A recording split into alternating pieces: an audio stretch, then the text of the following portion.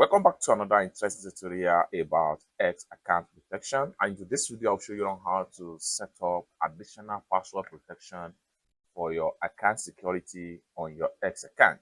Let me show you how. The very first thing you want to do is to go ahead and open up your X app.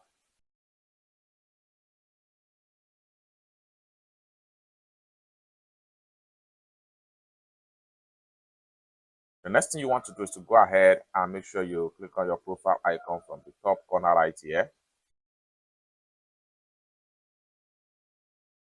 Go ahead and click on settings and support. Go ahead and click on settings and privacy. Go ahead and click on security and account access.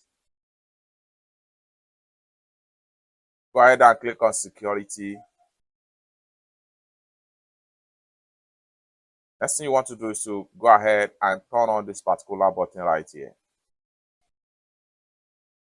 Enter your current password.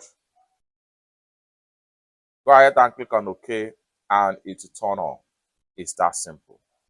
For more tutorial tips and tricks like this on how best to secure your X account, consider to subscribe. Thank you so much for watching and I hope to see you in my next video. Bye for now.